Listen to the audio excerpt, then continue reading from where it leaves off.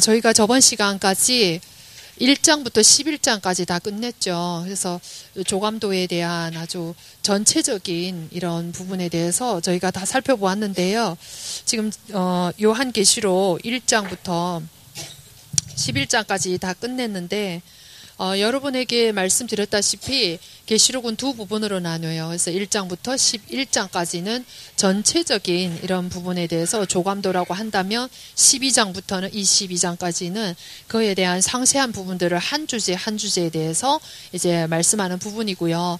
그래서 계시록에 대해서 늘 말씀드리지만 계시록의 구조가 7인, 7나팔과 7대접으로 이루어졌는데 크게는 7인으로 이루어진 거죠. 7나팔과 7대접도 결국은 인에 속한 것이기 때문에 그래서 이러한 순서들로 이루어졌다는 사실과 또 계시록의 독특한 부분이 두 번째 삽입부라는 게 있다라고 말씀드렸었어요. 그 삽입부는 인과 나팔 사이에 있는 사건으로서 그거를 설명하는 게 이제 삽입부다. 그래서 7인, 7나팔 그리고 7대접 이렇게 순서적으로 이루어져 있는데 삽입부라는 게 또 있어서 인과 나팔 사이에 또 있는 일들을 설명하는 거다.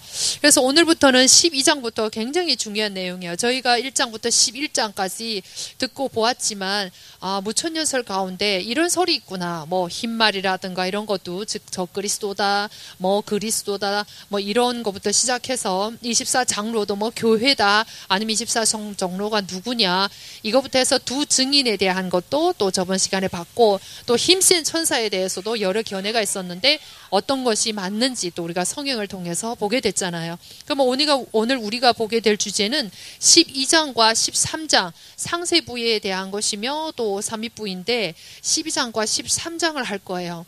그래서 다 중요하지만 또 12장과 13장도 앞에 있는 내 생물과 혹은 24장로만큼이나 또 오해됐겠죠. 그렇겠죠?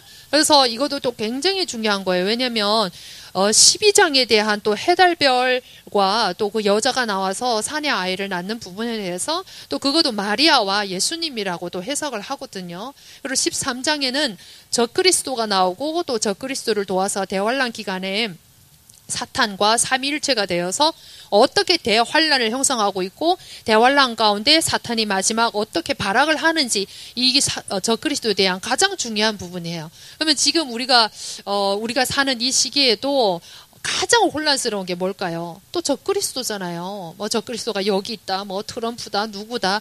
그래서 이 적그리스도가 과연 어떤 인물이고 마지막 때 이 사탄이 어떻게 마지막 발악을 하는지 이 부분에 대해서 오늘 설명할 건데 내용들이 너무 많지만 그냥 뭐 큰 이제 맥을 잡아가고 또한 이제 설명할 수 있을 만큼만 시간에 따라서 설명드리고자 해요. 그래서 여러분들도 기도하는 마음으로 잘 들으셨으면 감사하겠습니다. 계시록 1장을 저희가 전체 이제 프레임되는 이 내용이 1장 19절이라고 말씀드렸었죠. 그러니까 요한이 그때 당시 하나님이 계시해 준 것을 본 것과 그때 있는 일들과 또 이후에 그러니까 예수님이 승천하고 나서 반모섬에 보내져서 이 계시를 받게 된 거잖아요. 그래서 계시록은 언제부터 언제까지 일인가 이것도 굉장히 중요하죠. 그래서 승천 후부터 언제까지라고 했어요? 영원까지. 무천년설은 초림에서 재림까지 일이다. 그래서 이 계시록에 있는 일을 초림에다 시기적으로 그렇게 맞췄기 때문에 전혀 이게 사건들이 하나하나가 모순이 생길 수밖에 없는 구조예요. 그래서 여러분들도 기억하셔야 될 게 승천 후부터 영원까지라는 거.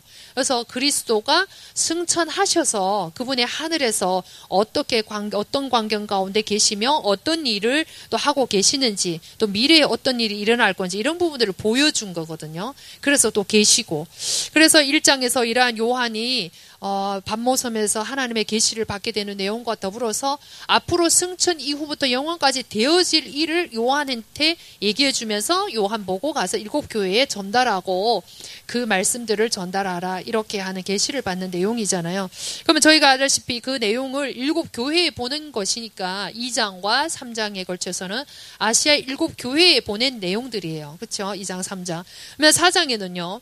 4장에는 그 승천하신 예수님이 하늘에 하늘에 계시는데 하늘에 어떤 광경들이 펼쳐지고 어떤 광경인지 그거를 이렇게 4장 가운데 보여줬다고 하면 5장에서는 이 마지막 때 승천 후부터 마지막 영원까지 이루어질 일을 7인 안에 이제 봉해 놓은 거잖아요. 그러니까 그 인을 떼야만이 이 계시가 어떻게 되죠? 이게 계시가 되는 걸 보여주는 거예요. 그래서 5장에는 이 인을 뗄 자가 없어서 막 요한이 울었는데 결국은 인을 떼신 분이 유다의 사자로서 이기신 그리스도다라는 그 내용이 이제 5장에 나오고 있어요. 그러면 6장부터는 그 인을 어떻게 하기 시작할까요?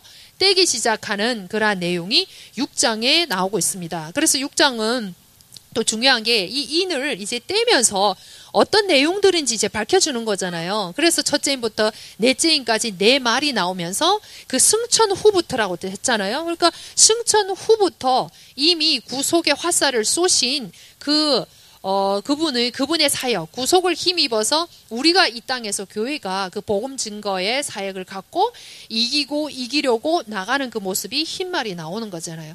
그래서 이기며 하나님의 구속 그리스도의 십자가를 전하는 자에게는 결국 면류관이 주어진다라는 것을 우리가 알 수 있는 게 흰말을 탄 자가 뭘 쓰고 있었나요? 면류관을 쓰고 있었죠.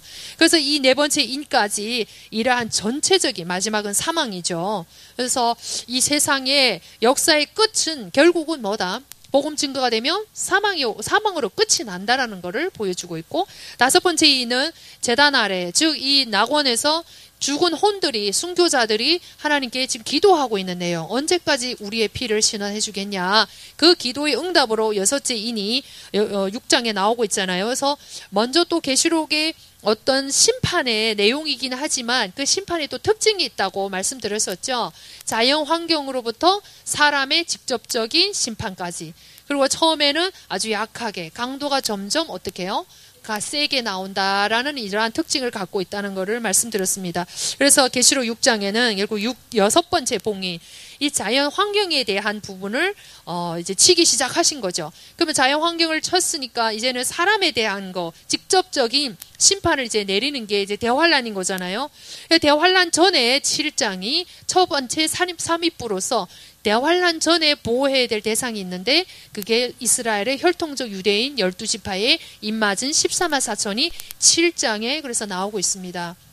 그 말은 6장과 8장에 이르러서는 이제 대환란이 시작되기 때문에 7장이 첫 삽입부인데 대환란 시작하기 전, 그러니까 6인과 7인 사이에 먼저 보호할 사람들을 인을 치는 내용이 7장에 나왔다고 이제 말씀드렸었죠. 그 7장의 후반부는 전체 교회의 모든 전 시대에 걸친 성도들의 모습을 이렇게 전체적으로 보여준 내용이고요. 8장은 이제 7번째 봉인을 떼면서 7번째 나팔 안에는 7번째 인 안에는 7나팔이 들어있는 거잖아요. 7나팔 중에 처음부터 4번째 나팔까지는 자연 환경에 대한 것이고 5번째 나팔부터 대환란을 형성한다고 말씀드렸었죠. 그래서 기억할 것이 5번째 나팔부터 대환란이다. 5번째, 6번째, 7번째 나팔, 즉 7대접이 대환란을 형성한다.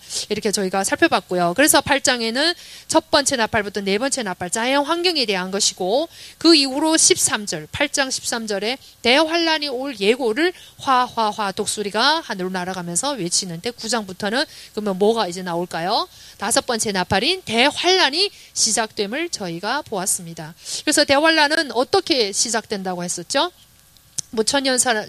무천년은 과거 네로 황제나 애굽 왕, 그때 네로 황제 과거의 일로 본다고 한다라면 극단주의적 또 이런 사람들은, 종말주의자들은 지금 전체가 다 대환란으로 보는 거예요. 계시록 가운데 대환란이 굉장히 중요한 부분을 차지하지만 전체가 다 대환란이 있는 사건은 아니잖아요. 그래서 9장이 대환란이 시작되는 거는 사탄이 공중에서 쫓겨내려와 땅에 내려와서 적그리스도를 택해서 적그리스도 안에 들어가면서부터 시작되는 게 대환란이라고 이제 말씀드렸습니다. 그래서 9장이 그런 부분에 있어서 첫 번째 대환란, 첫 번째 화, 두 번째 화가 9장에 전체적으로 나와 있고요. 10장은 이제 공중재림 다음에 지상재림이 있는데, 공중재림하시는 힘센 천사에 대한 내용을 저희가 보았습니다.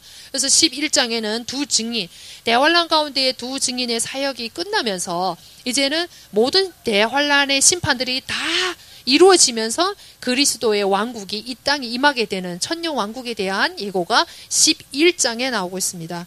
그래서 저희가 누가복음 21장을 너무나 우리가 잘 아는 말씀이잖아요. 누가복음 21장 34절에서부터 이렇게 쭉 보면 교회들에 대해서 예수님께서 사랑스러운 경고를 주셨는데, 그것은 대환란이 올 것인데 지금 역사 건국 이래로 다니엘서 12장 1절이나 마태복음 24장 15절이나 전부 다 마지막 대환란 3년 반을 말씀하시는 거예요. 그 대환란이 앞으로 일어날 건데, 너의 교회의 성도들은 이 대환란을 피해서 하나님 앞에 휴거하라고 사랑스러운 경고를 해주고 있습니다. 그래서 오늘 12장이 중요한 것은 휴거에 대한 내용이에요. 지금도 많은 교회에서 전부 다 성도들 전부 다 신앙생활을 어떻게 했든 상관없이 전부 다 휴거한다 이렇게 말하는 또 교회가 있지 않은가 반면에, 또 아예 그냥 휴거는 없다라고 치부해버리는 이런 부분이에요. 그래서 오늘 볼 12장을 통해서 왜 휴거가 없어졌는지, 교회에서 왜 없애버렸는지, 그 휴거를 없애버림으로 인해서 어떤 일들이 벌어질 것인지, 왜 어떤 교리에 어떤 신학 때문에 이거를 오해되게 풀어서 이렇게 됐는지 이런 부분을 볼 것인데 굉장히 중요합니다. 그래서 누가복음 21장 34절 보면 교회에 대해서 온 지구상의 이 말, 그 대환란을 피해서 너희들이 휴거되는 자가 되라고 이제 예수님께서 이렇게 말씀하셨잖아요. 그러면 우리가 알다시피 정말 이 모든 사람에게 지구상에 단 한 번도 없었던 대환란이 얼마나 극심한 고통이면 이 땅에 한 번도 건국 이래로 모든 민족에게 단 한 번도 없는 대환란이라고 말씀하고 있습니다. 그래서 오늘 우리가 12장 볼 거는 여자와 산의 아이와 이 용에 대한 내용들이 나오고 있는데, 전체적인 이제 핵심을 말씀드리고자 하면, 여자가 사내 아이를 낳았는데 이 용이 사내 아이를 삼키려고 했는데 사내 아이가 하나님 앞으로 휴거하는 바람에 그 남아있는 여자를 핍박하는 그 내용이 나오고 있어요. 여러분들 기억하실 거예요. 11장 2절에 이방인인 적그리스도에게 하나님의 거룩한 성과 성전과 예루살렘에 있는 이 성전을 42달 동안 내어줬었죠. 그 구절하고 평행 구절이 계시록 13장 5절에 사탄이, 이 용이 누구에게요? 적그리스도에게 능력을 줘서 이 거룩한 성을 42달 동안, 그렇죠? 42달 동안 짓밟는다. 그러니까 저 두 증인이 하나님이 마지막 때 대환란 때 하나님이 역사하는 그 기간이라고 한다면, 반면에 적그리스도에게 사탄이 또 42달 동안 3년 반 동안 어떻게 하는 거죠? 역사하는 거죠. 그래서 요 두 개. 그러면 오늘 나올 12장에 있어서는 이 사내아이가 휴거하고 나서 1260일을 여자가 광야에서 하나님에 의해서 보호받는 내용이 나오고 있는 거잖아요. 그러니까 이제 여러분이 42달, 이쪽 적그리스도에게 42달, 두 증인의 42달, 오늘 나올 1260일은 다 동일한 기간에 언제 이루어진다는 걸 알 수 있나요? 대환란 때 지금 일어나는 일들을. 그래서 오늘은 중요한 또 삼위부면서 상세한 부분에 대해서 주제를 이렇게 나누고 있는 부분이기 때문에 중요한 거죠. 그래서 12장에 이 부분이 나오고 있어요. 그래서 우리가 알다시피, 그렇다면 대환란 전에 우리 보고 휴거하라고 했고, 그럼 어떤 분들이 신약의 예수님이 신약 성도에게만 휴거하라고 한 거 아니냐 이렇게 말한다고 하면, 그 사람은 구약을 모르는 사람이에요. 구약의 휴거의 예표로 나온 사람이 누구죠? 에녹이 증거잖아요. 에녹. 그러니까 구약의 에녹을 휴거의 예표로 우리에게 보여줬다고 하면 전 시대 성도들에게 휴거가 있다라는 걸 보여주는 거잖아요. 그러면 에녹만 있는 게 또 아니잖아요. 또 엘리야도 죽음을 보지 않고 하나님이 이렇게 데려가셨잖아요. 그래서 그러한 부분들을 오늘 우리 12장을 통해서 볼 건데, 그래서 누가복음 21장은 신약 교회에 대한 성도들에 대한 말씀이 아니라 전체 모든 성도들에 대한 똑같은 말씀이라는 거죠. 그래서 에베소 교회라고 해서 에베소 교회만 준 게 아니잖아요. 모든 교회. 그래서 계시록에 나온 7교회도 그때 당시 7교회뿐만 아니라 전 시대에 걸친 하나님의 교회에게 주신 동일한 말씀이라는 거죠. 그래서 하나님의 원칙은 구약이든 신약이든 하나님의 백성에게 적용하는 부분은 똑같다라는 거를 아셔야 돼요. 그래서 우리가 불신자에 대한 신자에 대한 심판도 큰 틀에서 하나님의 공의라는 그 큰 틀에서는 적용이 같을까요? 안 같을까요? 똑같아요. 불신자들도 다 죄인이지만 그 죄 지은 양에 따라서 다 다른 거잖아요. 그래서 불신자들도 하나님의 공의에 의해서 행위대로 하나님께서 심판하시는 거고, 신자들에게도 성숙도가, 익은 열매, 모든 차이가 다 다른 거잖아요. 삶도 다르고 하나님 앞에 공적을 쌓은 것도 다 다르기 때문에 고린도전서 3장에서도 풀로 공적을 쌓냐 금으로 쌓냐, 우리의 행위에 따라서 하나님께서 우리를 상을 주시고 징계를 한다는 면에 있어서 하나님의 공의는 모든 사람에게 공평하게 공의롭게 적용된다는 면에서 같다라는 걸 말씀드리고 싶어요.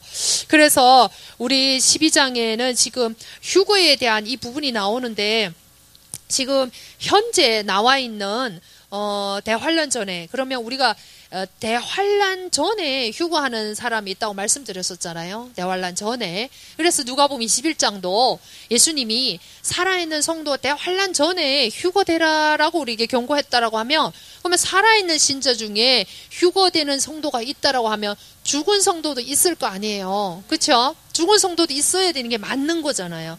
그래서 오늘 12장이 죽은 성도에 대한 휴거를 말씀하고 있는 것이고, 계시록 뒤에 14장은 살아있는 성도들에 대해서 휴거한 말씀이 있는 거고요. 그 뒤에 나오는 15장은 대환란 기간에 순교한 자들에 대한 휴거한 부분이 이렇게 구체적으로 상세하게 나오고 있다는 것을 우리가 알 수가 있습니다.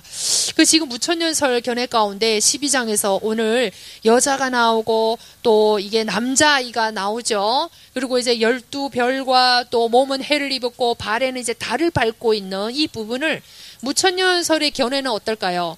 여자를 누구로 볼까요? 마리아로 보고, 또 사내아이를 낳았다고 하니까 예수님으로 보는 거죠. 그리고 또 12별이라고 하니까 10이라고 하니까 바로 생각나는 게 뭐죠?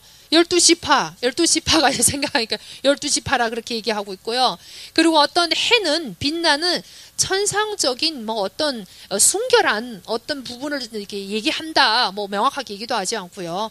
또 용에 대해서는 애굽이나 로마를 상징한다 그렇게 얘기하고 있어요. 그래서 무천년설은 가장 큰 오류가 뭐로 본다고 했죠? 성경을 다 상징으로 본댔어요. 근데 제가 말씀드렸다시피 성경을 보는 전체 프레임은 다 문자 그대로다. 근데 앞뒤 문맥에 따라서 이것이 상징인가 아니면 문자인가를 우리가 볼 수 있어야 되는 것이고, 또 교회에 대한 거는 비유로 말씀하시고, 거듭나지 않은 땅의 백성인 혈통적인 유대인에 대해서는 문자 그대로다. 그리고 불신자도 거듭나지 않았었잖아요. 그러니까 불신자에 대한 심판도 다 문자 그대로라는 거를 우리가 이런 원칙을 또 하나가 알 수 있습니다. 그래서 과연 무천년설자가 말하는 것처럼 이 여자가 마리아하고 또 낳은 사내아이가 예수님인 건지, 또 12별, 이 12별을 구약의 12지파라고 말하고 있고, 또 용은 애굽이나 로마의 시대 어떤 박해하는 세력으로 말하고 있는데, 성경은 말 그대로 용은 뭐죠? 옛뱀, 결국 마귀를 말하는 거예요. 그렇죠? 그리고 또 천사에 대해서는 어떤 별이라는 상징적인 표현을 쓰기도 하고, 그래서 9장에서 우리가 보다시피 하늘에서 떨어진 별, 무저갱에 뭐를 열었죠? 열쇠를 받아서 열었잖아요. 그러니까 이 천사들에 대해 욥기서도 그렇고 천사들에 대해서는 별에 이렇게 비유해서 말씀하신다는 걸 알 수가 있어요.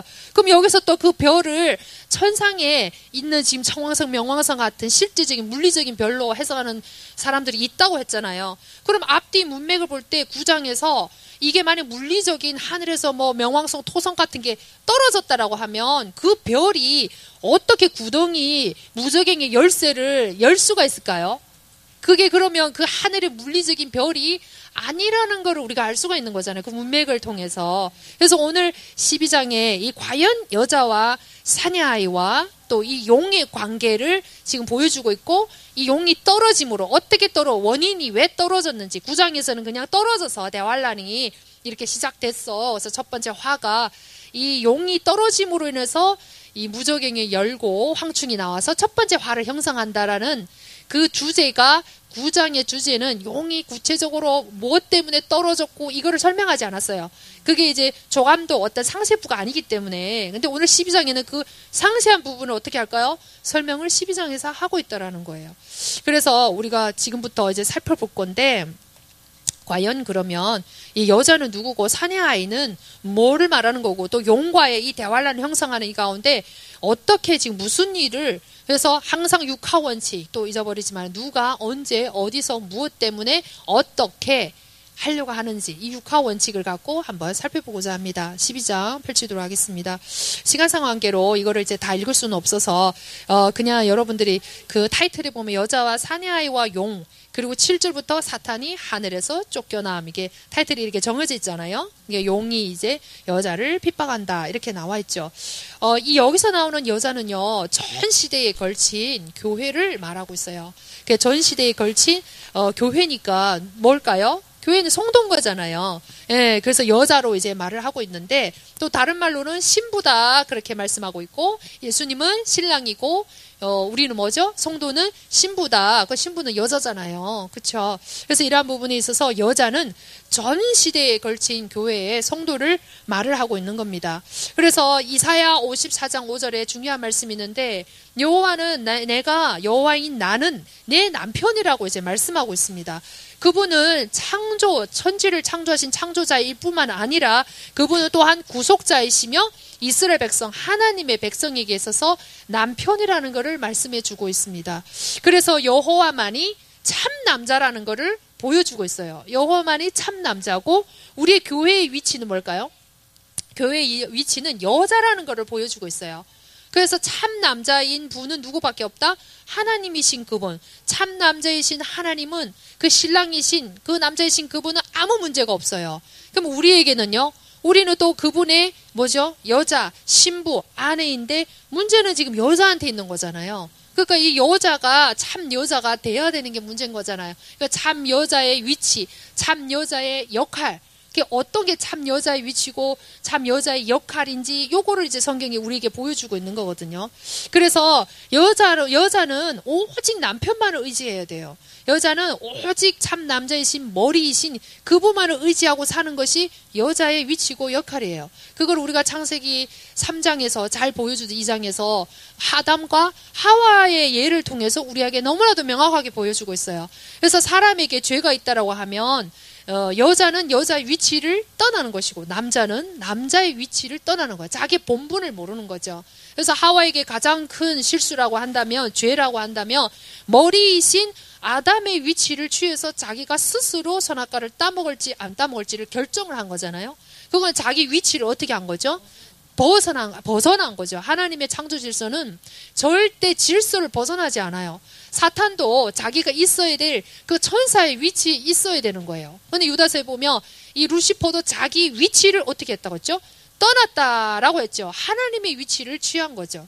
그래서 여자는 항상 남편이신 이 하와는 마땅히 머리가 되신 아담에 의해서 모든 거를 결정을 받고 지시를 받고 의지를 해야 되고, 그래서 여자는 약하다라는 뜻이에요. 여자는 약해요. 그래서 강한 남자이신 하나님만을 어떻게 하죠? 의지해야 되고 모든 걸 물어봐야 되고 인도받아야 되는 게 여자의 위치라는 거죠. 그래서 참 남편이신 여호와는 강하시고 여자는 약하다. 약하기 때문에 하나님이 그렇게 지으셨기 때문에 참 남자이신 남자만을 의지하고 나아가야 된다. 이것이 참 믿음이다. 그리고 여자에게 또 주신 것이 있어요. 자궁이라는 걸 주셨죠. 이게 우음이라는 뜻인데, 자궁은 뭐죠? 생명을 탄생하는, 여자의 또 해야 될 역할이 생명을 탄생하는 거예요. 그래서 오늘 나오는 본문에 여자가 누구로 나왔죠? 사내 아이를 낳았잖아요.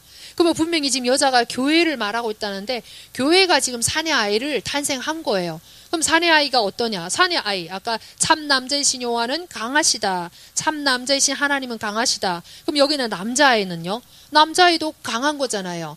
그러면 뭔가 지금 남자와 여자의 사이에 태어난 남자아이, 이 똑같이 뭐죠? 강한 자인 거잖아요. 그래서 이런 부분들 우리가 살펴보고자 하는데, 그래서 또 자식을 낳는 것이 이 여자의 축복이라는 거죠. 하나님이 주신 축복이라는 거죠. 그래서 우리 이런 부분을 보면, 그래서 방금 보셨듯이 여자의 영적 의미가 뭐냐? 남편으로서의 남자는 강하고 여자는 약하다. 자신이 아닌, 그래서 여호와만을 의지하고 여호와의 말씀만을 순종해야 되는 위치다라는 거를 우리가 알 수가 있습니다. 그래서 하와가 스스로 이렇게 선악과 따먹고, 또한 아담도 자기 위치를 어떻게 했을까요? 아담은 남자 머리인 그 위치지만 또한 자기 머리 위에 또 뭐가 있어요? 머리가 있잖아요. 하지만 아담도 하나님의 백성으로서는 여자의 위치에 있는 거예요. 또한 하나님 말씀을 순종해야 되는 그 위치에 있는데, 그 위치를 또 어떻게 한 거죠? 참 여자의 위치를 또 벗어나고 자기 참 남편의 위치도 못 지킨 게 아담이에요. 그래서 죄가 이렇게 들어왔다라는 것을 우리가 알 수가 있습니다. 그러면 이 남자에 대해서 우리가 구약에 잘 알 수 있는 부분이 바로 왕 때 우리가 잘 알 수가 있어요. 이스라엘 백성 가운데 이 바로는 세상을 상징하는, 이 세상 마귀를 상징하는 거잖아요. 모든 세상 권세를 다 갖고 있어요. 죽이고 살리고 마귀인 거예요. 마귀를 상징하는 거죠. 그러면 이 바로가 제일 무서워했던 게 뭐죠? 남자아이 낳는 거를 제일 무서워했어요. 그래서 남자아이를 어떻게 하죠? 다 죽여라. 산파를 통해서 다 죽여라. 그래서 남자아이는 뭐죠? 히브리인 중에 우리도 영적으로 참 히브리인이 돼야 되는 게 우리의 성도의 본분인 거잖아요. 근데 그 참 히브리인 남자애들이 강한 자가 태어나는, 그 강한 남자가 태어나는 거를 두려워해서 그 남자애를 다 죽여라. 이런 거를 보면은 이 세상 마귀가 지금 여기 오늘 본문에서도 먼저 누구를 삼키려고 했나요? 여자가 아니에요. 남자아이를 지금 삼키려고 하다가 남자가 올라가 버리니까, 남자아이 사내아이가 올라가 버리니까 누구를 핍박한 거예요? 여자를 핍박한 거잖아요. 그래서 바로 왕 세상 임금은 두려워하는 게 강한, 교회의 강한 부분인 이 남자아이라는 거를 우리가 알 수가 있어요. 그렇죠? 그래서 이런 부분으로서 우리가 정말 하나님의 이 왕국에 싸우는 자로서 사탄의 왕국에 아주 치명적인 해를 입히는 그 강한 사내아이를 사탄은 제일 두려워한다는 사실이에요. 그럼 구약 때뿐만 아니고 신약에서도 사탄이 가장 두려워하고 싫어하는 존재가 바로 교회 안에 있는 여자가 낳은 이긴 자라는 거예요. 그래서 이런 부분들을 우리가 알 수 있고요. 그래서 우리가 정말 참 여자로서 여호와만을 사랑해야 되는 게 우리의 본문인데, 다른 것을 사랑하게 될 때 참 여자의 위치를 떠나서 하나님께 불순종하게 된다는 걸 우리가 알 수 있습니다. 그래서 순종이 제사보다 낫다라는 사무엘상 15장의 22절, 우리 참 여자로서의 또 위치는 사울왕처럼 하나님께서 우리 한 사람 한 사람을 왕으로 다 세우셨어요. 그래서 우리 한 사람 한 사람이 다 왕이에요. 그래서 가장 높은, 베냐민 지파 가장 낮은 데서 가장 높은 왕으로 세우셨잖아요. 근데 사울왕 어떻게 했나요? 자기의 위치를 떠나서 순종해야 되는 그 위치를, 여자의 위치를 떠났잖아요. 그래서 결국 하나님께 버림받은 존재가 된 거잖아요. 근데 다윗 왕은 아니죠. 그래서 이러한 부분들을 우리가 통해서 정말 하나님께서 우리를 어떤 존재로 세우셨는지를 알 수가 있는 것입니다. 그리고 신명기 22장 5절에도 그래서 하나님은 남자와 여자의 역할과 위치를 분명하게 구별해 놓으셔서 여자는 남자 옷도 입지 말라고 그래요. 남자도 여자 옷을 입지 말라고. 근데 우리가 지금 이 시대를 보면 남자가 여자 분장을 하고 여자가 남자 분장을 하다 못해서 성전환 수술도 하고 동성애와 이런 많은 부분들은 지금 성경의 하나님의 창조의 질서를 벗어나서 완전한 죄 가운데에 들어간다는 것을 우리가 알 수 있습니다. 그러면 우리가 교회로서 그리스도 신랑을 모시고 사는 신부로서, 몸으로서 우리가 어떤 여자가 되어야 될까요? 정말 성경에서는 계속 우리한테 야고보서 4장 4절 가운데서도 또 이사야 54장 5절 가운데서도 계속 말씀하고 있지만, 내가 너의 남편인 것만큼 너희는 절대 가늠한 여자가 되지 말라고 말씀하고 있습니다. 그래서 고린도후서 11장에서도 사도 바울은 우리 성도들을 정결한 처녀로서 남편이신 그리스도에게 중매하는 걸로 이렇게 설명하고 있잖아요. 그래서 우리 교회의 위치는 정결한 여자가 되어야 돼요. 깨끗한 여자로, 또 하나님이 기뻐하시는 드레스 입은 흰 예복을 입은 신부로 준비된다는 것을 우리가 알 수 있습니다. 그래서 분명한 것은 마지막 때에 휴거가 있는데 다 올라가는 것은 아닙니다. 절대. 마태복음 7장 22절 23절에도 보다시피 모든 사람들이, 모든 성도들이 다 참 여자의 위치를 지키는 것은 아니에요. 그래서 주여 주여 하는 자마다 다 왕국에 들어갈 것은 아니고 마태복음 25장에 모든 처녀들이 다 혼인 예식에 참석하는 것은 아니에요. 밖에서 쫓겨나서 슬피 울고 있고 기름이 떨어져서 신랑을 맞이하지 못하는 성도도 있다라는 것을 우리 성경 곳곳에서 보여주고 있는 거죠. 그래서 이러한 부분을 통해서 우리는 정말 참 여자의 위치를 떠나지 말아야 되고 끝까지 주님 오시는 날까지 우리가 그분만을 왕으로서 섬기고 순종해야 되는 그러한 성도가 돼야 됨을 우리가 알 수가 있습니다. 그래서 오늘 이것을 12장에 마리아라고 얘기를 했었잖아요. 근데 마리아 예수님의 탄생은 어디에 나올까요? 사복음서에 나오고 있어요. 그것도 사복음서 어디 부분 나오고 있을까요? 앞부분에 나오고 있어요. 근데 뜬금없이 계시록에 중반부에 가서 예수님과 지금 마리아 예수님을 낳는다 말이야. 이 사건을 예수님은 그렇게 막 앞뒤 막 좌우 없이 막 원칙이 없이 그렇게 하시는 분이 아니세요. 그러면 우리가 보겠습니다. 12장 7절 하늘에 전쟁이 있어서 미카엘과 그의 천사들이 용과 싸워서 떨어지게 됐는데 이 떨어지게 된 이 땅에 쫓겨나게 된 그 원인을 이제 얘기하고 있잖아요. 그래서 여기서 보면 7절에서 9절까지 더 이상 이제 자기의 초소를 찾지 못하고 그래서 미카엘과 전쟁을 하다가 결국 3분의 1 천사하고 이 땅에 이제 내어 쫓겼다고 했잖아요. 그 윗부분에 보면 4절에 보면요. 이제 3절에는 이 여자인 1절에 보면 여자가 지금 해를 옷 입고 달을 밟고 있고 또 12별의 왕관을 쓰고 있는 이 여자가 아이를 베어서 해산하는 고통을 겪는 가운데 있다고 했죠. 그래서 울부짖으면서 출산하려고 진통을 겪는다.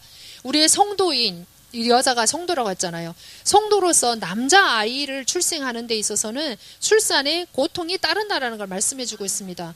우리가 참 강한 이 성도, 이 교회 가운데 이긴 자, 남자아이같이 이긴 자가 되려고 한다면 출산하는 고통이 없이는 절대 되지 않습니다. 그래서 우리에게는 주어진 것이 수많은 시험과 환난과 훈련들이 따르고 있어요. 그래서 우리가 이 땅에 왕의 수업이라고 하는 거죠. 신앙생활은 그래서 우리가 왕의 수업을 받는 것이고 왕의 훈련을 받는 것이고 다른 말로는 뭐죠? 정결한 수업, 신부되는 수업을 받는다라는 것이죠. 그래서 출산하려고 하는 이러한 고통, 우리가 신앙생활에 많은 훈련과 고난과 이런 익힘을 통해서 이긴 자, 강한 이긴 자를 우리가 날 수 있다는 걸 볼 수 있고요. 3절에는 그래서 이 큰 불 가진 이 용이 나타나서 4절에 보니까 이 아이를 용이 막 해산하려고 하는 이 아이를 삼키려 하려고 하죠. 그런데 그 아이가 5절에 보니까 어디로 올라가 버려요? 그분의 하나님의 왕좌 앞으로 이제 올라가게 되는 거죠. 그리고 그 여자가 막 광야로 도망가요. 그럼 우리가 이게 볼 수 있다시피 여자는 전 시대의 성도를 말을 한다고 하면 여자가 낳은 아이는 교회 중에서 강한 자인 남자아이는 이긴 자인 거예요. 그 이긴 자가 하나님 보좌 앞으로 어떻게 했죠? 삼키려고 했는데 올라가 버려서 그 사탄이 땅에 떨어져서 삼키려고 했는데 올라가 버렸잖아요. 미리 올라가 버린 거예요. 그래서 그 사탄이 있을 자리를 못 찾아서 땅에 떨어진다. 그러면 왜 첫 휴거자가 일어날 때 사탄이 이 땅에 쫓겨나는 거죠? 자기의 처소를 못 찾는다고 했잖아요. 예수님은 혼자 심판하지 않으세요. 그래서 지금까지 이 6,000년 역사 가운데 예수님은 마귀를 심판하지 않으셨어요. 그래서 예수님은 신랑으로서 머리로서 아직은 완전한 몸이 안 되었다고 하는 것은 우리의 몸이 신부가 안 올라갔잖아요. 신부가 아직 준비가 되지 않았죠. 19장에 나오잖아요. 신부가 준비돼서 혼인 예식에 차리고 근데 신부가 여기서 신부된 사람이 어떻게 한 거예요 지금? 올라간 거잖아요. 그러니까 사탄이 더 이상 이제는 있을 곳이 없어요. 완전한 한 몸을 이루신 이러한 상황이기 때문에 쫓겨나서 지금 이 땅에서 누구하고 지금 싸운 거예요? 누구가 쫓겨났겠어요? 하나님이 쫓아낸 게 아니라 하나님 쫓아냈지만 누굴 통해서? 미카엘을 통해서 이렇게 쫓아낸 거잖아요. 그래서 그 9절에 보면 결국은 쫓겨나서 이 여자를 이 사내 아이를 삼키려고 했는데 이기자는 미리 휴거해버리고 그럼 사탄이 쫓겨남으로 해서 이 땅에 뭐를 가져온다고 했죠? 대환란 9장에서 우리가 봤잖아요. 쫓겨남으로 인해서 무적행 열쇠를 열고 첫 화, 두 번째 화가 이렇게 형성이 됐었잖아요. 그러니까 그 상세한 부분을 지금 12장이 얘기하고 있는 거죠. 그래서 쫓겨나서 결국은 이 땅에서 환란을 가져오면서 그 환란 전에 첫 휴거자, 죽은 자의 성도가 먼저 일어난다고 했잖아요. 순서가 항상 죽은 자가 먼저. 그래서 이 사탄이 이 땅에 쫓겨나서 더 이상 이제는 사내아이를 삼키려고 했는데 그럼 사내아이가 모든 성도를 삼키려고 해야 되는 거잖아요. 그 여자 전 성도라고 한다면 여자를 먼저 삼키려고 해야 되는데 목표가 누구라고요? 사내아이. 그래서 교회 안에서 그저 그렇게 신앙생활하는 사람은 사탄의 왕국에 전혀 해를 입히지 못해요. 다른 말로 말하면 사탄의 관심 밖에 있는 거예요. 사탄이 오직 관심하는 사람은 누구예요? 사탄의 왕국에 해를 입히는 그 이긴 자인 것이고, 그리고 그 이긴 자를 그래서 사탄을 집중 공격하는 거예요. 그럼 하나님 편에서는요? 하나님 편에서도 하나님 왕국에 의해서 사탄의 왕국, 사탄의 대적에게 해를 입히는 그 군사가 필요한 거예요. 그래서 구약에 보면 민수기서 저희가 지금 보고 있지만 어떤 자를 계수하라고 했죠? 20세 이상 싸워서 나가서 이길 수 있는 남자이면서 20세 이상 싸울 수 있는 남자아이를 계수하라고 했잖아요. 그럼 하나님 편에서도 필요한 게 하나님의 왕국을 위해서 사탄의 왕국에 해를 입히는 자고, 사탄의 입장에서는요, 자기한테 해를 입히는 사람을 총 공격하는 대상이라는 거예요. 그래서 미지근한 신앙생활을 하는 사람은 하나님께도 관심 받기고 사탄에게도 역시 뭐죠? 관심 받기라는 걸 저희가 알 수가 있습니다. 그렇다면 과연 이 여자는 마리아를 말하는 것인지 10절에 보겠습니다.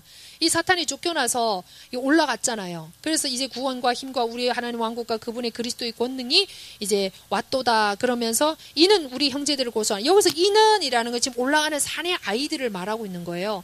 우리 형제들을 고소하는 자, 곧 우리 하나님 앞에서 밤낮으로 그들을 고소하던 자가 쫓겨 내려갔기 때문이다. 여기서 말하는 우리 형제들은 지금 복수예요, 단수예요? 이 사내아이가 지금 복수로 나오고 있잖아요. 예수님이라고 한다면 단수로 나와야 돼요? 복수로 나와야 돼요? 단수로 나와야 되는 거예요. 그리고 그 밑에는요, 그들이라고 또 뭐로 나오죠? 복수로 나오고 있죠. 이 올라간 이 휴거된 자들이 어떤 자인지, 어린 양의 피와 자기들의 증언의 말로 그를 이겼으니 그들이 죽기까지 자기 생명을 사랑하지 아니하였도다. 우리 여기서 14장에 한번 보겠습니다. 14장 5절. 14장 5절, 그들의 입에서 교활함이 발견되지 아니하였으며 이는 그들이 하나님의 왕좌 앞에서 흠이 없기 때문이라. 그렇게 나왔죠. 여기 4절에 보면 첫 열매잖아요. 14장이 살아있는 첫 열매잖아요. 이 살아있는 첫 열매의 특징이 뭐라고요? 입에 교활함이 발견되지 않았고 하나님의 왕좌 앞에서 뭐가 없다고요? 흠이 없이 살았대요. 근데 오늘 12장에 이 올라간 죽은 자 가운데, 전 시대 가운데 죽은 자, 이긴 자, 강한 자도 어떤 사람들이라고 말하고 있나요? 11절에 죽기까지 자기 생명을 아끼지 아니하였노라. 죽기까지 자기 생명을 아끼지 않고 주를 사랑했던 사람만이 휴거한다라는 걸 저희가 알 수가 있습니다. 그래서 여기 예수님은 단수인데 계속 복수로 지금 나오고 있잖아요. 그들이 죽기까지 자기 생명을 아끼지 않은. 그럼 예수님이 아니라는 거를 우리가 일단은 알 수가 있습니다. 그래서 여기 이제 또 저희가 볼 것은 지금 14장에서 다시 돌아와서 12장에 이제 볼 건데요. 그래서 그들이 이제는 자기 생명을 사랑하지 않는, 죽기까지 사랑하지 않는 자들이 휴거되고 나서 이 용이 이제는 누구를 핍박하기 시작하는 거죠? 13절에 보니까 자기 땅으로 내어 쫓기고 사내아이를 낳은 그 여자, 이제는 사내아이를 어떻게 하지를 못하니까 남은 여자는 누굴까요? 사내아이는 어디에 속해 있는 거죠? 여자에 속해 있지만 모든 여자가 다 사내아이인 건 아니잖아요. 모든 교회의 성도가 다 이기는 자는 아니란 말이에요. 다 강한 자는 아니란 말이에요. 다 싸울 수 있는 그런 강한 자는 아니란 말이에요. 그러니까 남은 누구를 비방하는 거예요? 남은 성도. 남은 성도는 누굴까요? 대환란을 경고하는 그 성도들. 근데 1260일 동안 이 사람들을 어떻게 한다고 했어요? 14절에 보니까 한때 두때 반때 동안 양육받는다고 했잖아요. 사탄이 삼키려고 하지만 하나님이 아직 성숙되지 않았기 때문에 대환란이라는 이 해와 같은 뜨거운 볕에 어떻게 하는 거예요? 억지로 익히는 거잖아요. 그럼 이 원리는 어떤 거와 같죠? 내가 나를 따르려면 십자가를 지고 자기를 부인하고 나를 따르라. 이거는 예수님의 사랑스러운 경고예요. 그런데 경고를 무시하고 스스로 따르지 않으면 구레네 시몬처럼 십자가를 어떻게 했죠? 억지로 지어야 되는 거죠. 출애굽기 23장에 첫 열매는 스스로 자연스러운 햇빛에 의해서 익은 자는 그냥 성전에 들어가는 반면에 그렇지 않는 곡식은요, 억지로 익히는 거죠. 남겨서. 그래서 하나님 휴거의 이 기준은 성숙인 거예요. 성숙. 그래서 성장하는 신앙의 경륜만 몇십 년 되는 게 아니라 정말 내적으로 성숙해야 되는 이런 부분이라는 것을 우리가 알 수 있습니다. 그래서 결국은 남은 자들이 끝까지 하나님의 보호 가운데 이렇게 나아간다는 것을 우리가 알 수 있어요. 그래서 이 여자는 뭐를 입었죠? 해로 옷 입고 12별의 면류관과 또 다른 발은 이제 달을 밟고 있다 그랬잖아요. 그래서 12별의 면류관은 이 족장 시대를 이렇게 지금 도표 보시면 이 도표 안에 예. 그래서 이 도표를 보시면 12별은 족장 시대를 가리키는 것이고 이제 해는 율법 시대, 그리고 이제 온몸에 해를 입었는데 이거는 은혜 시대를 가리키는 거죠. 우리가 알다시피 정말 12별 이 면류관 족장 시대를 가리킨 독장 시대 누구 있었죠? 뭐 아벨이나 노아나 모세나 에녹이나 이 전체 다가 누구죠? 이 족장 시대에 속하는 사람들인 거잖아요. 그래서 족장 시대에 이기는 자들이죠. 족장 시대라고 해서 모든 사람 다 이겼던 건 아니잖아요. 정말 하나님 편에 서서 쓰임받는 사람이 있는가 하면 사탄의 왕국에 쓰임받는 니무롯 같은 사람도 있고 많잖아요. 이런 걸 우리가 알 수가 있고, 다른 율법 시대를 가리키는데요. 율법 시대는 사무엘이나 뭐 사사의 또 기드온이라든가 뭐 여호수아라든가 갈렙이라든가 전부 다 율법 시대 사람들이죠. 그래서 율법 시대 우리가 역사서를, 구약 역사서를 보면 그 열왕들의 구속사, 열왕들의 그 역사를 막 보면 이 달이라는 건 뭐죠? 이제 차기도 하고 또 어떻게 하죠? 점점 지기도 하는 이제 초승달 됐다가 또 다시 차기도 하고 이러한 역사잖아요. 뭐 율법 시대도 우리가 알다시피 구약 시대 그 열왕들의 역사를 보면 막 우상 숭배를 막 끊고 하나님 앞에 회개하고 또 종교 개혁을 일으켜서 막 하나님을 잘 섬기다가 또 어떻게 해요? 하나님 앞에 또 이신 제사를 드리는 왕이 있는가 하면 막 하나님 앞에 패역해서 하나님의 막 포로를 잡혀가게 하는 이러한 역사들이 달이 차고 또 달이 어떻게 해요? 이렇게 지듯이 그러한 이제 우여곡절 끝에 하나님을 섬기는 이런 모습, 그래서 율법 시대를 상징하는 것이고, 전 시대에 이제 해를 입은 것은 이제 신약의 성도, 해같이 빛나는, 우리가 제일 빛나는 시대가 은혜 시대의 성도들인 거잖아요. 그래서 해를 입은 이러한 교회의 위치, 또 교회 전 시대에 그래서 걸치는 이러한 이제 교회임을 우리가 볼 수가 있습니다. 그래서 여러분들이 도표를 보시면은 잘 아시겠죠? 예, 그래도 그나마 알 수가 있는 부분이에요. 그래서 이 용이 삼키려는 이 남자아이, 그래서 이 애를 씌며 부르짖으면서 이제 태어나는 과정을 거쳐서 우리의 훈련을 통해서 결국 강한 자, 이기는 자가 되고 또 그러한 자를 낳는 거잖아요. 시편 2편 7편에 보면 너는 내 아들이다, 오늘 내가 너를 낳았도다, 히브리서 1장 5절에서도 인용하고 있는데요. 이거는 낳았다라는, 이 여자가 낳았잖아, 사내 아이를. 그래서 죽은 자들이기 때문에 부활을 통해서 낳는다라는 거를 부활 휴가하는 거잖아요. 죽은 자니까 부활해서 어떻게 하는 거죠? 휴가하는 것이고, 14장에는 살아있으니까 어떻게 하는 거죠? 부활이 필요 없고 어떻게 하는 거죠? 휴가하는 거잖아요. 그래서 나았다라는 의미를 여기서 우리가 죽은 성도가 이렇게 올라간다라는 것을 알 수가 있습니다. 그래서 이런 부분들을 통해서 정말 하나님은 죽은 자나 산 자나 또 전 시대에 걸쳐서 모든 사람들에게 대한 이 원칙은 변함이 없이 동일하다는 거. 그래서 그분은 그래서 신실하시고 믿을 만한 분이라는 것을 우리가 알 수 있습니다. 그러면 이 사내 아이가 어떤 사람인가죠? 정말 철장 권세를 가지고 우리 보겠습니다. 12장. 이 사내 아이는 5절에 보니까 쇠막대기로 모든 민족을 다스릴 자래요. 이 이기는 자 사내 아이는 쇠막대기로 모든 걸 다스릴, 쇠막대기가 계시록 19장 15절에 지상 재림하시는 예수님이 철장 권세로서 이 땅을 다스린다고 나오셨어요. 그러니까 또 이걸 보고 또 예수님이라고 또 얘기를 하는 근거 중에 또 하나죠. 근데 우리가 성경을 한 곳만 보면 안 되는 거잖아요. 그럼 철장 권세 또 어디 나오냐? 계시록 2장 26절, 27절에 나오고 있습니다. 이거는 어딜까요? 계시록 2장 26절 누구에게 하신 말씀일까요? 2장과 3장은 어디에 대한 말씀이죠? 교회에 대한 말씀이잖아요. 그래서 여러분들 이렇게 보시면 두아디라 교회에 이기는 자에게 그가 27절 쇠막대기로 그들을 다스리며 토기장이 그릇같이 부수어 산산조각 내리라 그렇게 말씀하셨잖아요. 그래서 우리가 알다시피 이 이기는 자에게 계시록 2장 26절 27절 교회에 이기는 자에게 철장 권세를 그 이기는 자에게 예수님이 준다고 약속하셨잖아요. 그럼 19장에서는 그분이 철장 권세를 갖고 오시잖아요. 자기만 철장 권세를 가질 뿐만 아니라 이기는 자에게 뭐를 주는 거예요? 천년 왕국에서 철장 권세로 다스리는 왕노릇하는 그 권세를 누구한테 주는 거예요? 이기는 자에게 준다라는 걸 알 수가 있고, 또 신약 전체 바울 서신을 비롯해서 수많은 면류관이 나오는데 누구에게? 다른 박질에서 끝까지 이기는 자에게 그 면류관을 준다고 했잖아요. 야고보서 1장 12절에도 시험을 견뎌서 이기는 자에게 왕관을 주겠다. 그렇게 말씀하고 있습니다. 그래서 이 철장 권세는 예수님이 갖고 계시지만 이기는 자에게, 교회마다 이기는 강한 자에게, 사내 아이에게 그 철장 권세를 준다라는 것을 우리가 알 수 있습니다. 그래서 우리가 보다시피 이 계시록 12장을 여자 마리아로 해석을 하고 사내 아이를 분명히 이제 복수와 우리가 앞뒤를 보면 분명히 이제 이기는 자인 것을 알 수가 있는데, 이거를 예수님이라고 해석하는 바람에 뭐가 없어지는 거예요? 휴거가 없어지는 거예요. 그냥 성경에서 휴거라는 걸 어떻게 해버린 거예요? 그냥 없애버린 거예요. 그리고 14장도 전체 교회다 뭐 이렇게 얘기하면 다 전부 다 초점이 모든 교회의 모든 성도들을 향해 초점을 다 맞춰놨어요.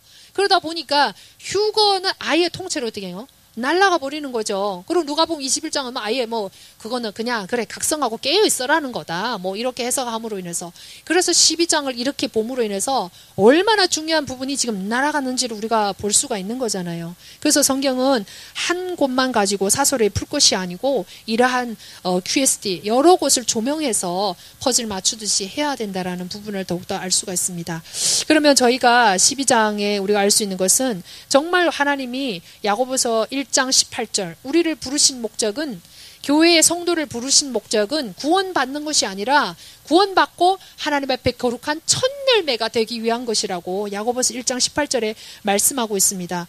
그래서 그리스도도 그냥 받은 게 하나도 없어요. 마태복음 28장에 가서 자기가 그 십자가라는 잔을 지기 싫었지만 자기와 싸워서 십자가를 지시고 부활하시고, 그러고 나서 마태복음 28장에 부활하시고 나서 하늘과 땅의 권세를 주셨고, 또 우리가 알다시피 계시록 4장이나 이 여기 있는 사내 아이들은 지금 하나님 보좌 앞으로 올라갔잖아요. 예수님이라 하잖아요. 예수님은 하나님 보좌 앞으로 갔을까요? 보좌 옆에 있는 오른쪽에 앉으셨을까요?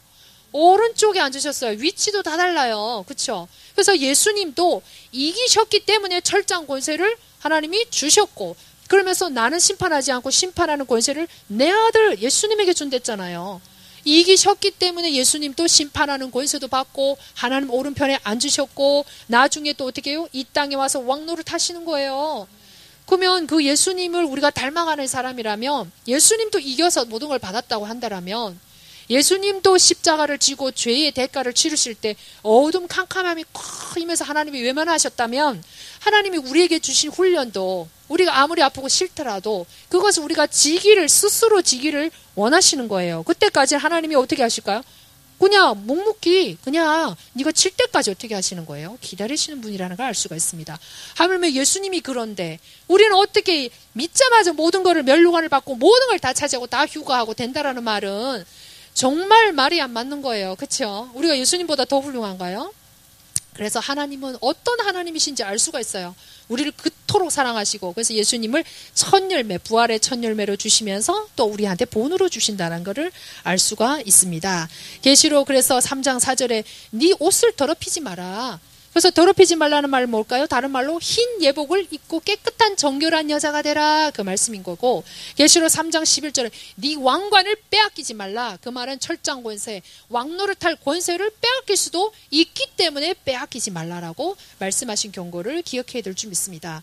우리가 13장으로 넘어가겠습니다. 정말 너무나도 우리 13장에 지금 이게 굉장히 또 중요한 적그리스도에 대한 건데, 여러분들은 이거를 어차피 또 올해부터 하나하나 세밀하게 이제 할 거기 때문에 여러분들 그냥 여기 이런 게 있구나라는 것만 알고 계시면 됩니다.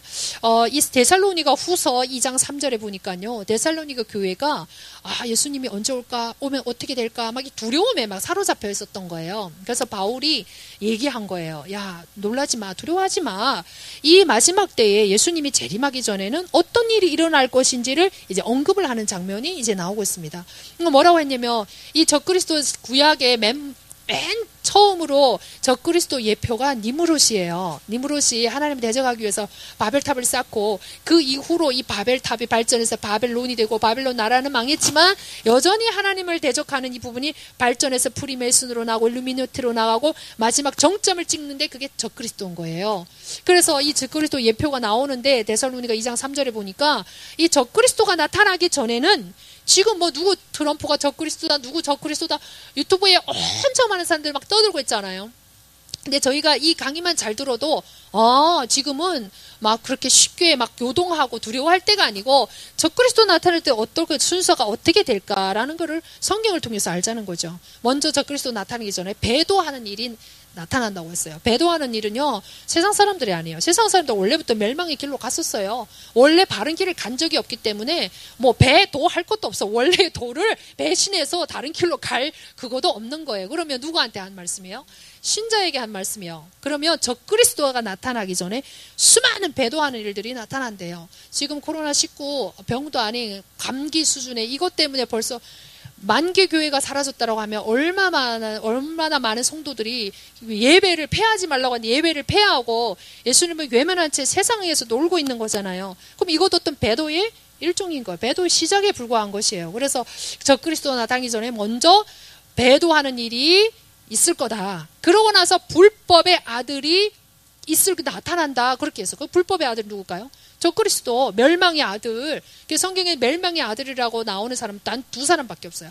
가룟 유다와 적그리스도. 그래서 먼저 배도하는 일이 대거 나오고 적그리스도가 등장한다고 했어요. 그래서 놀랄 것도 없어요. 만기교회가 아니라 정말 이러한 우리가 징조를 보고 알 수가 있는 것이요. 그래서 바울의 예언에 나타난 적그리스도와 주 예수 그리스도의 광림과의 이런 관계를 우리가 보면 알 수 있다는 겁니다. 그러면 이 불법의 우리가 계시록은 신약에 이제 계시록이 있다라고 한다면 구약에도 또 뭐가 있을까요? 구약에도 또 있습니다. 다니엘서. 그래서 이 두 개를 같이 봐야 두 발로 걷는 것 같아요. 이제 하나를 보면 알 수가 없습니다. 그래서 다니엘서 여러분들이 7장을 펼치시면은 이 적그리스도, 지금은 적그리스도가 누가 적그리스도다 계속 이렇게 말을 하고 있는 거잖아요. 근데 여러분들이 꼭 구분하셔야 될 게 적그리스도, 이 단수인 한 사람인 적그리스도와 많은 적그리스도를 구분을 해야 돼요. 그러니까 이 역사 가운데 많은 적그리스도가 있었잖아요. 지금도 현재도 존재하고 있고. 그래서 이 구절을 꼭 기억하셔야 되는데요. 요한일서 2장 18절과 마태복음 24장 23절과 24절에 보면 많은 거짓 선지자들과 더불어서 많은 적그리스도가 나타난다고 했어요. 하지만 이 많은 적그리스도는 이 지금 말하고 있는 13장에 나오는 그 한 적그리스도를 말하는 게 아니에요.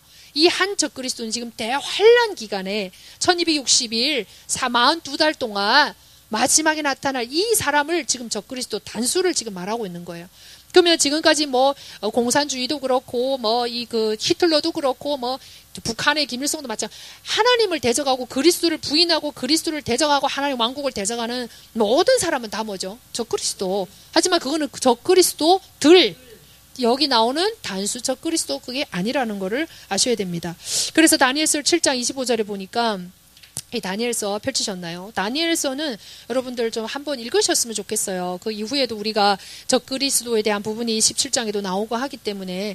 그래서 7장에 보면 하나님을 대적하고 성도를 괴롭게 하며 또 하나님의 이 법, 이스라엘 백성들의 7절기라든가 하나의 율법, 때와 법을 막 바꾸고 또 8장 11절에도 보니까 진리를 땅에 떨어뜨리고 자의로 행하고 난폭하고 또 8장 23절 24절 또 여기서도 나오고 있죠. 거룩한 백성들을 멸하고 근데 자기 힘으로 그러한 폭행을 행하는 게 아니라고 얘기를 하고 있고요. 8장에는 또 적그리스도의 이 외모에 대해까지도 23절 24절에 8장에 보면 얼굴이 엄장하고 괴휼에 능하고 이 입에 아주 말도 잘하고 지식도 빠르고 생긴 외모도 엄장하고 두렵게 생겼다고 말씀하고 있습니다.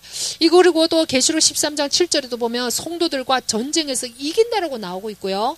또 9장 27절에 보니까 마지막 한 일에 7년 조약하면 그 가운데 3년 반 지나고 나서 3년 반 그때 이 일에 반해 제사를 어떻게 한다고 했어? 이스라엘 백성들 성전에서 막 제사 드리고 성전을 짓고 나서 막 그럴 때 그 제사를 폐하한다고 말씀하고 있고 미운 물건을 거기다 갖다 세운다고 말씀하고 있습니다. 다니엘 11장 31절 여러분들은 그냥 이 어느 부분에 지금 어느 쪽에 있구나라는 것만 알고 계시면 돼요. 11장 31절 마태복음 24장 15절에도 70일 중에 마지막 한 일의 중간에 예루살렘 성전에다 거룩한 이 성전에다가 미운 물건을 세워서 우상 숭배를 요구한다는 걸 알 수가 있고 데살로니가 우리가 방금 2장 4절에도 멸망의 아들이 나타나서 그 가증한 일을 한다는 거죠. 계시록 13장 5절 13장 7절 다니엘서 11장 36절에도 모든 신보다 크다. 내가 하나님보다 더 커. 이런 비상한 말로 하나님을 대적하고 모독하는 말들을 서슴없이 한다라는 걸 알 수가 있습니다. 그래서 이 계시록 11장 두 증인 그 시대에 두 증인이 1260일 3년 반 후에는 죽임을 당하잖아요. 근데 죽임을 당하는데 11장 7절에 보니까 그 바닥 없는 구덩이 보세요. 11장 7절에 바닥 없는 구덩이 무저갱에서 나온 짐승에 의해서 죽임을 당한다고 지금 말씀하고 있습니다. 그래서 이 바닥 없는 구덩이하고 또 어떤 상관이 있는지 뒤에 이제 볼 건데요. 아무튼 이 적그리스도에 의해서 두 증인도 어떻게 되죠?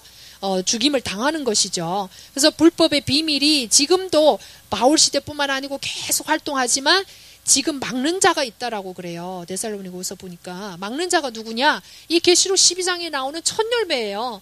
첫 열매 때문에 이 사단이 숨어서 불법의 활동은 계속되지만 불법의 사람으로서 멸망의 아들로 나타나는 때는 그 막는 자가 치워질 때라고 했잖아요. 그 막는 자 휴거, 이 첫 열매가 휴거되니까 멸망의 아들이 어떻게 하는 거예요? 나타나는 거예요. 이 데살로니가후서 2장하고도 그래서 맥이 같은 거죠. 시기적으로.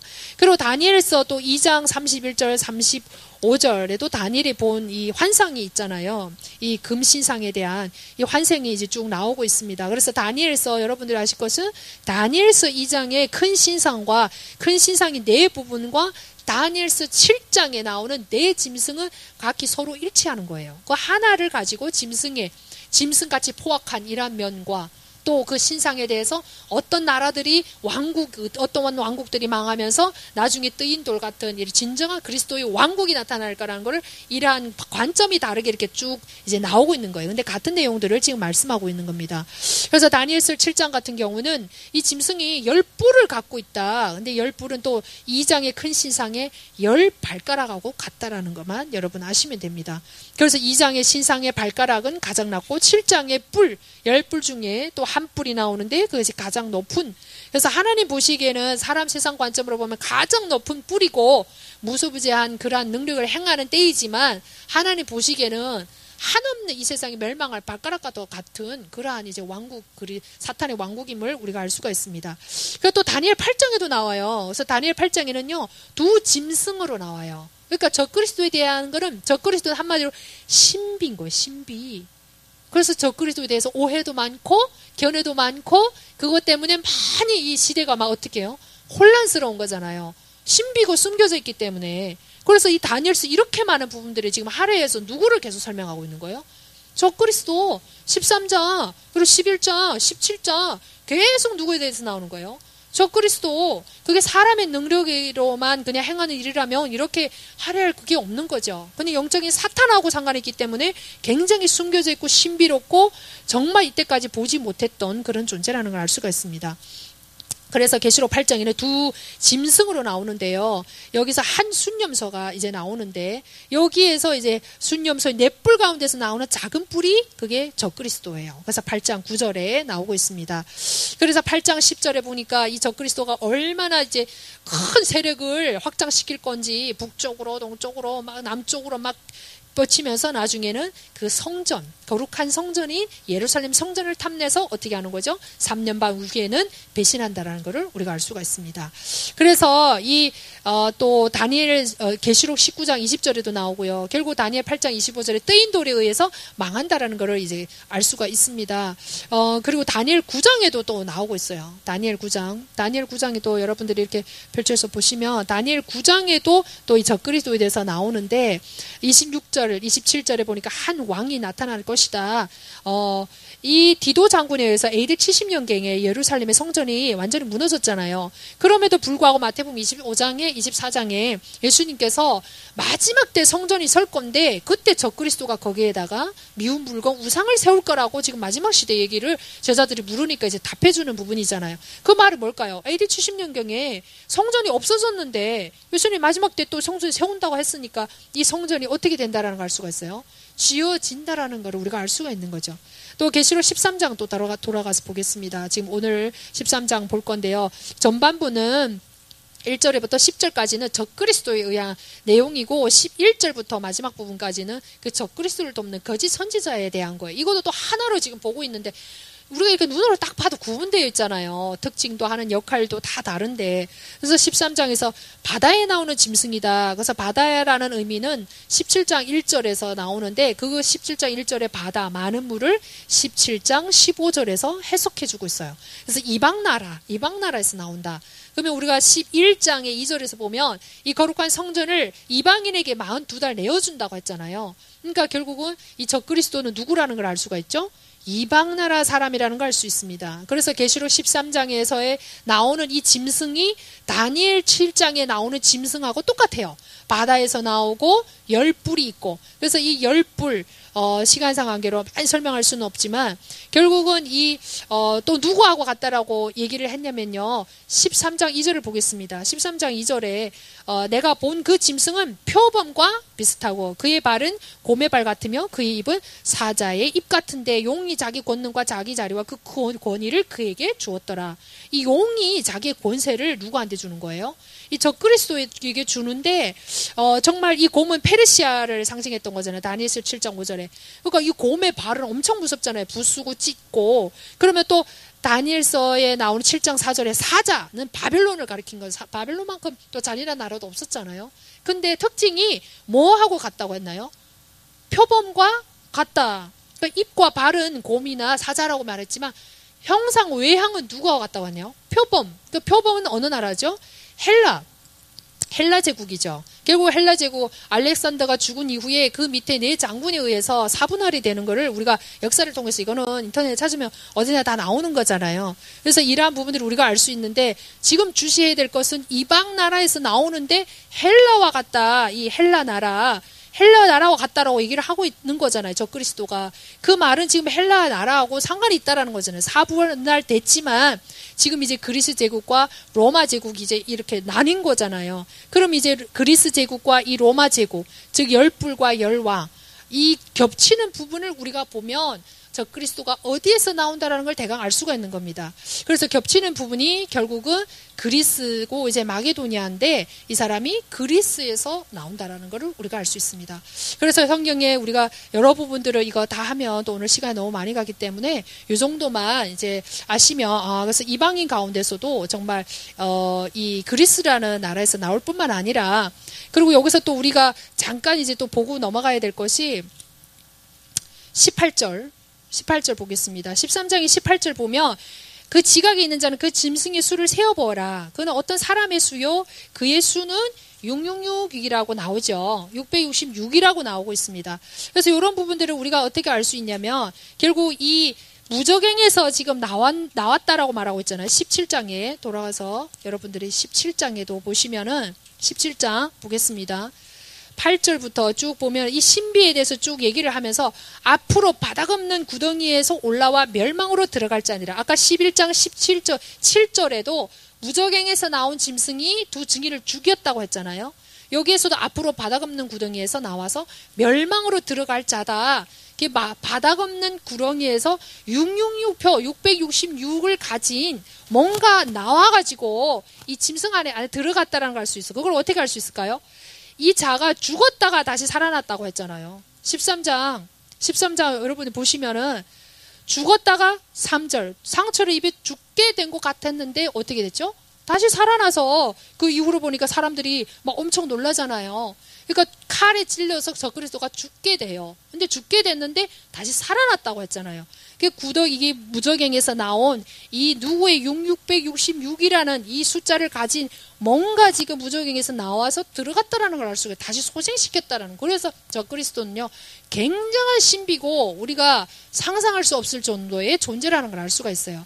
그래서 이거를 간단하게 말씀드리고자 하면 결국은 이 옛날 문자이면서 숫자가 표기된 언어들이 있잖아요. 히브리어나. 그래서 히브리어를 보면은 이 666 이름의 숫자가 666 그리고 17장에 여기 나오는 아까 그 말씀에 근거해서 요것만 보고 저희가 이제 마칠 건데요.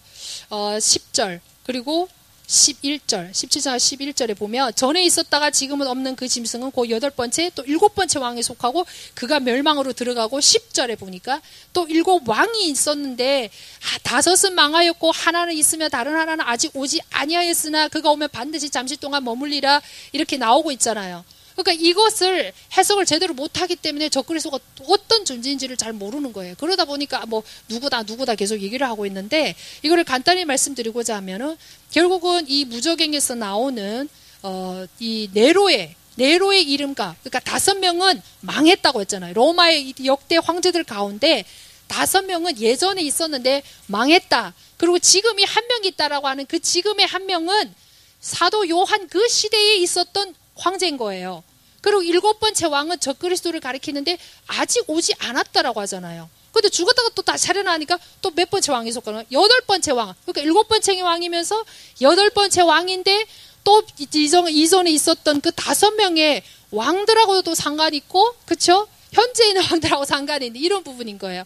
그래서 요거를 이제 소 목사님 말씀해 주셨는데, 역대 로마 제국 가운데 이제 수많은 왕들이 있었는데요. 자살하거나 암살, 망했다는 건 자살하거나 암살하는 왕이거든. 5명이 있었어요. 그 중에 네로 황제만이 이름값이 히브리어로 660이 나오는 건 네로밖에 없어요. 그러니까 네로가 극심하게 이제 그리스도인들을 박해하는 왕이었지만, 바닥 없는 가장 밑바닥 무적행에서 올라온다라는 거는 우리도 알다시피 지옥도 다 뭐 다르겠죠? 근데 극심한 죄를 지은 사람 어디에 있을까요? 맨 밑에 있겠죠. 거기에서 올라와서 네로의 혼이 누구 속에 들어간다는 걸 알 수 있냐면 적그리스도 가운데 들어간다는 걸 알 수가 있습니다. 그래서 그때 있었던 왕은 도미티아누스예요. 도미티아누스 사도 요한, 그 당시 6번째 왕, 5번째 망했는데 그 중에 한 명이 네로 왕제 660을 갖고 다시 들어가서 7번째, 8번째 왕이 된다라는 굉장한 신비를 갖고 있는 것을 우리가 알 수 있습니다. 그래서 이상근 박사님 계시록의 187쪽에 이게 정확하게 나와 있어요. 그래서 결론을 내리자면 이 부활된 로마 제국, 그래서 우리가 이 그리스는 망했지만, 로마 제국은 망했지만 그 발전이 돼서 지금의 EU를 형성하고 있잖아요. 거기에서 나오는 EU의 대통령 중에 한 명이 이제 그리스로서 또 이방인으로서 나와서 적그리스도가 된다라는 것을 우리가 성경을 통해서 알 수가 있습니다. 그래서 이 멸망의 아들, 우리가 유럽 이런 정세라든가 이런 정세를 우리가 그래서 잘 어떻게 해야 되는 거죠? 잘 살펴야 되는 이유가 있는 것입니다. 이러한 대환란이 우리가 듣고 있는 모두는 정말 대환란이 이렇게 도래할 것이고, 이러한 사탄과 또 가장 박해했던 네로의 혼과 더불어서 정말 자기의 마지막 혼신의 힘을, 사탄의 마지막 힘을 발휘하는 때니 얼마나 무서운 때겠어요. 그래서 듣고 있는 우리는 결코 휴거하든지 아니면 순교해야 될 줄 믿습니다. 끝까지 남아있는다는 건 정말 생각만 해도 끔찍하지 않나요? 그래서 정말 하나님이 우리를 그리스도 심판대 앞에 서게 하고 판단하는 기준은 세상 불신자들처럼 죄에 대한 부분이 아니고, 우리가 하나님의 관계가, 그분이 신랑이고 우리가 신부라면 사랑의 관계일 뿐만 아니라 또 우리는 그분이 주인이고 우리는 무슨 관계죠?